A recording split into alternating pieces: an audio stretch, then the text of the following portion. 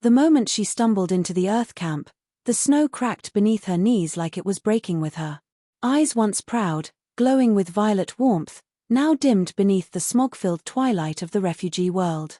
She was massive, not just tall but built like a forgotten goddess, easily twice the size of any human present. The kind of size that once symbolized power, fertility, divinity. But now, it got her thrown out. She was breathing heavy. Not from fatigue, but grief. The humans stationed there had seen all sorts of alien species pass through their corner of the galaxy, fleeing wars, plagues, extinction events, but none like her. Nobody moved. Not even the sentry droids. Her presence, even in despair, carried a strange grace, as if the ground owed her silence. And then, as if drawn by something older than language, someone stepped forward. Derrick Holt, 33, combat engineer turned agricultural specialist, took off his gloves and crouched down before her. He had no idea why. Maybe it was the way her shoulders trembled, or the way her arms protected her core like something still lived inside. "You hurt?" he asked softly, almost reverently. She looked up. Her eyes held 1,000 rejections. "No. I am discarded." That voice. Like glass and thunder wrapped in music. Even defeated, she spoke like someone who had once commanded galaxies. "Discarded by who?" he asked. "My people. My kind." He looked around. No translators. Just instinct. She continued. "Too large. Too old. They say I will never bear children. So I am no longer of value. I am shamed. I am exiled." Derrick's chest tightened. He'd grown crops on planets where nothing should have grown. He knew something about impossible odds. He'd also known what it felt like to be told you weren't needed anymore. So he extended his hand. She stared at it, confused, as if humans were still a mystery to her kind. "We don't throw life away," Derrick said. "Not here. Come inside." And just like that, the ice between them began to thaw. Her name, or at least what she allowed them to call her, was Saelari. She was from a race known as the Varelian Matroni, a reclusive species that existed on myth and whispered awe. Every child of Virelia was bred for a purpose: diplomats, strategists, warriors, and most sacred of all, mothers. But to be deemed a mother, one had to meet impossible criteria: physical perfection, exact gene ratios, and the ability to produce viable offspring by age 400. Saelari was 412. So they cast her out. The Earth camp was not a city. Just a scattering of prefab domes, agropods, and solar rigs trying to terraform a dead moon orbiting a gas giant. Saelari had taken residence in the dome closest to the forested ridge. She barely fit through the reinforced doors. Derrick modified the frames himself. The others gave her space.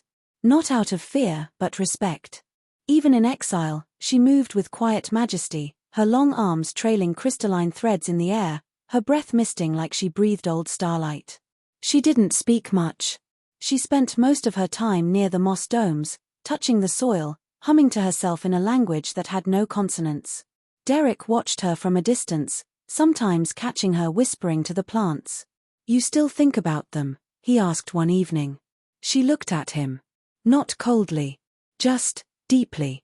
"I think about what I was meant to become. Not what they said I failed to be." He nodded.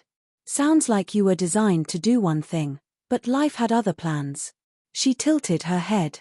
"And you, Derrick Holt? Were you designed?" He smirked. "I was a bomb maker. Until I decided I'd rather grow tomatoes." She considered that. "So, transformation is possible. Even for the broken." "Especially for the broken," he said. That night, she sang. And the vines in the dome bent toward her voice like children reaching for a mother they'd never seen. The trouble started when the survey team arrived. Not EarthGov, but the corporate scouts, resource prospectors looking to buy up mineral rights before the land became too populated. They were supposed to be temporary. In and out. But they noticed her. "Saelari. What's that?" one of them asked Derrick. "Not a that. A she. Name's Saelari. She from one of those fertile breeds. Big stock, lots of egg clusters, right? She's not for sale." The man smirked. Everything's for sale out here. Derrick's jaw clenched. He knew the type. The same men who tried to auction off war orphans during the relocation years. Saelari didn't understand commerce like that. But Derrick did. And he wasn't about to let them near her. He told her everything that night. What the scouts were. What they wanted. She didn't flinch. They see me as asset. Not life. Yeah. But I don't. Why do you care, Derrick Holt? He hesitated. Then looked her in the eyes. Because you were never broken. They were just blind. She touched his cheek. Her hand was warm. Then perhaps I am not done becoming. Outside, the vines around her dome had bloomed. And deep within their roots, something stirred. Something new. Something alive. To be continued in Section 2. The bloom was impossible. Every xenobotanist who examined the growth patterns around Saelari's dome said the same thing: nothing should have grown that fast, not in that soil, not in this atmosphere. But it had. Vines had spread outward like veins of light beneath the snow, cracking ice, pushing up soft green shoots that shimmered faintly at night. Some said it was residual energy from her biology. Others claimed the dome was radiating spores. But Derrick knew better. She had willed it into life. It started small. Leaves with veins shaped like ancient glyphs. Buds that glowed blue when touched. A pulse beneath the roots, slow and rhythmic, like a heartbeat. Saelari spent hours kneeling beside them, her massive form nearly invisible behind the curtain of new growth. She hummed softly, not for others, but for the soil itself. Derrick watched her from afar. Not with awe anymore, but with a quiet fear. Something was happening to her. Not decay. Not collapse. A change. She began glowing. Not all at once. Just faint trails across her collarbone, her palms, her temples. Luminous filigree like frost-catching starlight. It spread slowly over days. She stopped eating for a while. Said she didn't need to. Said the energy was changing her. Do you feel all right? Derrick asked one evening. She nodded. I feel awakened. Something in me was never dead. Just waiting. Waiting for what? Connection. He didn't ask what that meant. Not then. But one night, as she stood in the center of the dome's flowering heart, the truth bloomed with the roots. A pulse. A real one. He heard it before she did, a low thrum from beneath the mossbed, like a subterranean drumbeat. When she touched the soil, her entire body reacted. Her eyes went wide. Her breath stopped. And then she whispered, "It lives." It wasn't a plant. Not really. It was something she'd seeded without knowing. Or maybe something dormant within her had needed this place, this man, this moment, to awaken. Inside the thickest knot of roots grew a pod. Smooth. Pale silver. The size of a child. Suspended in glowing sap like an embryo. It pulsed in harmony with her skin. What is it? Derrick asked. Saelari's voice shook. A child. Not of Virelia. Not of human. But something between. I didn't think it was possible. He stepped closer. It's yours. She nodded. Ours. The word sent ice through his spine. You mean me? She touched his chest with one long finger. You touched what they never dared. You believed in what they buried. This is not just biology. It is response. You gave me reason. My body did the rest. He staggered back slightly, not from fear but from weight. He'd never imagined being a father. Certainly not like this. But looking into the pulsing glow, it didn't feel alien. It felt inevitable. The corporate scouts came back. Not with questions this time, but with orders. Satellite drones had picked up the energy spikes. The greenery, the glow, the pulse it registered as biotech. Military-grade potential. And Saelari? She was now considered an anomalous genetic resource. She's a being, Derrick barked at them. She's not a sample. The scout captain, a pale man with a silver implant in his neck, didn't blink. Doesn't matter what she is. That thing growing under her dome is registering at Class 6 unknown. That means containment. They brought a vessel. Small. Sealed. Cold. Saelari watched them unload it with unreadable eyes. Derrick pleaded. Screamed. Even threatened. She only said, I will not fight. But I will not go. They fired the first net. She caught it mid-air, fingers slicing it into particles. Derrick's pulse pounded. She was glowing fully now, veins, skin, even her breath radiated soft blue. The dome's walls cracked with the force of her calm defiance. The roots surged, the vines roared up like serpents. She raised one hand. And every scout dropped to their knees. Not dead. Just humbled.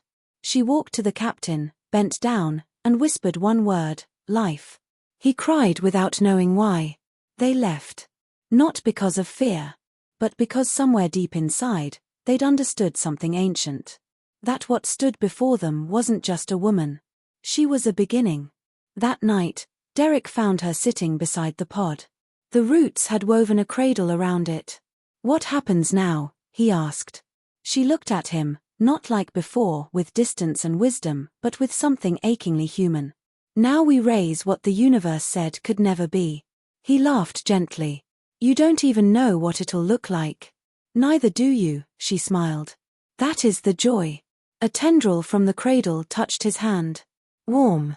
Alive. Derrick sat beside her, resting his back against her arm, both of them watching the impossible grow. To be continued in Section 3. 3 months passed. The pod grew slowly, steadily, fed by the pulse of the soil and the warmth of Saelari's presence. Derrick had constructed a secondary dome just beside the main one, an incubation shelter of sorts, fortified with root symbiotic tech and thermal buffering. He built it with his own hands. No corporate tools.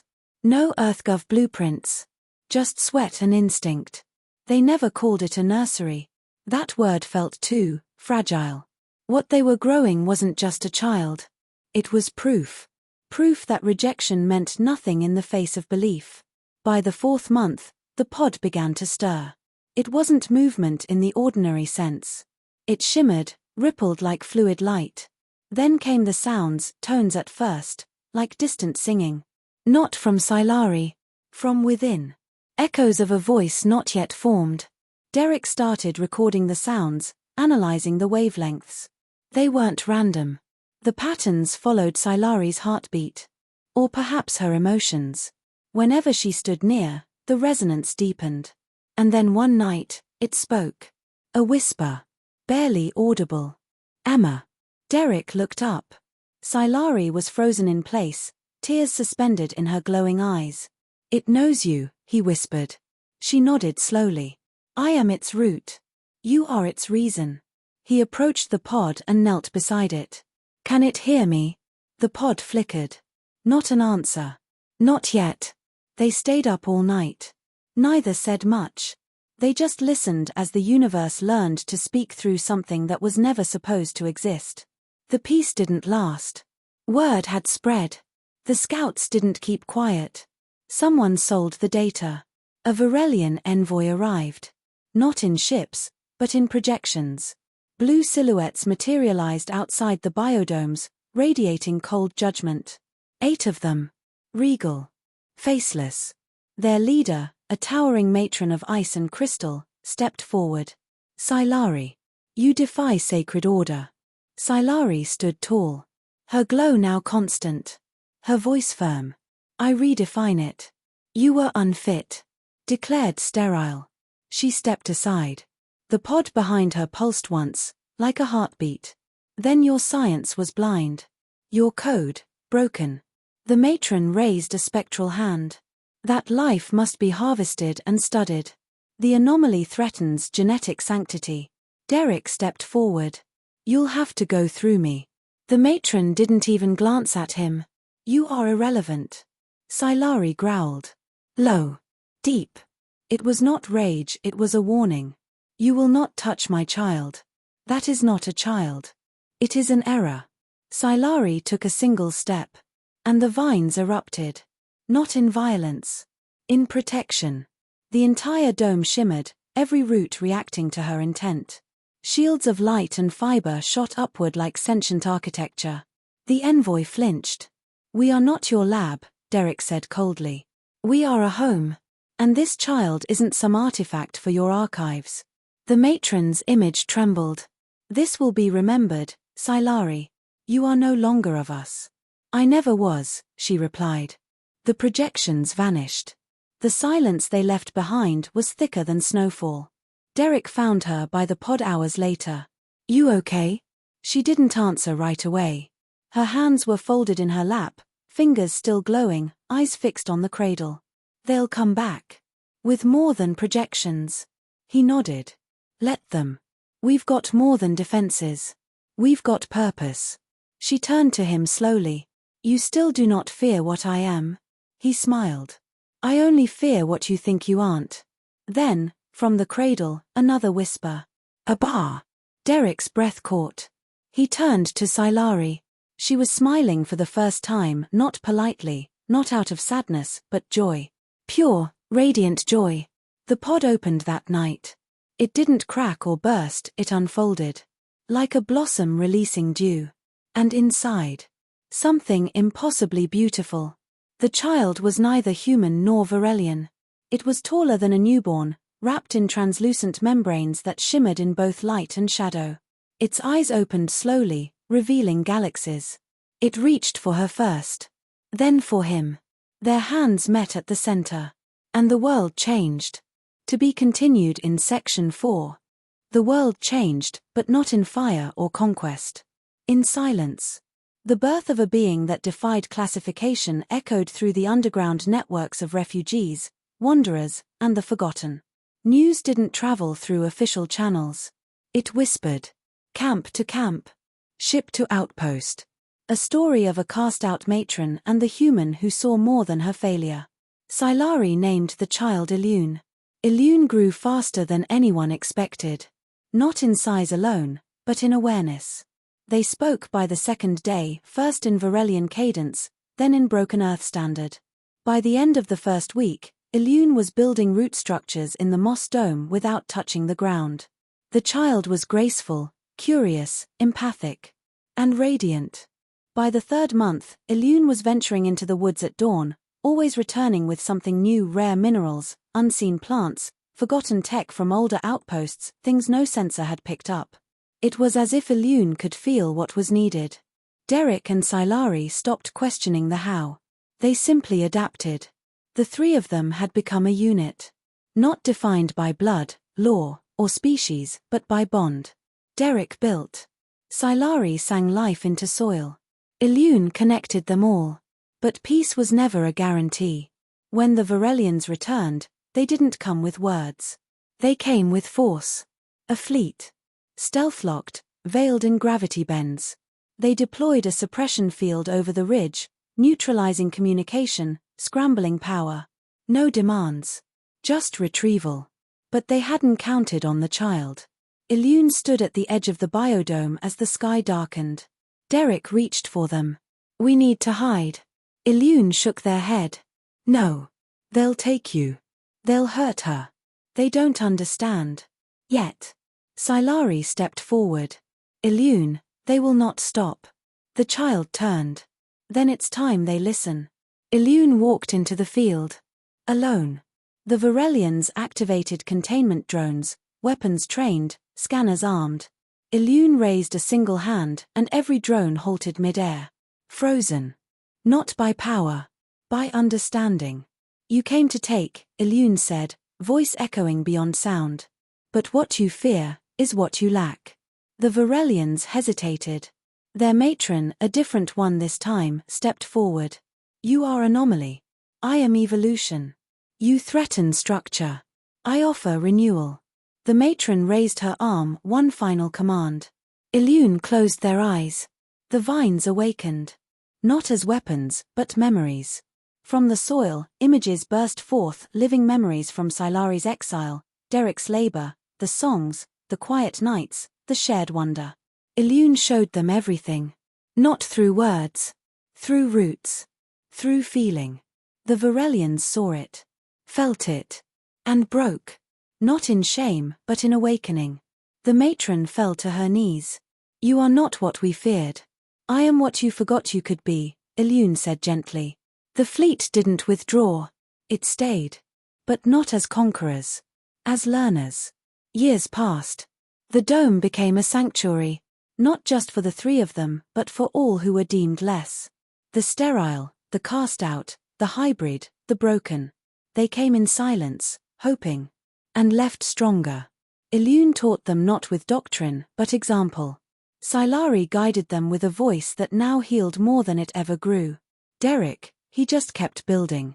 Benches, domes, tunnels, gardens. And eventually, a school. Not one for children. But for possibilities.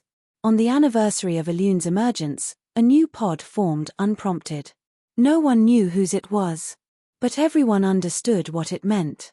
Life had found a way again. Not through conquest. Not through purity. Through acceptance. And the lesson was carved into the bench where Derrick and Saelari now sat watching the sunrise. The cast out are not broken. They are the beginning of something new.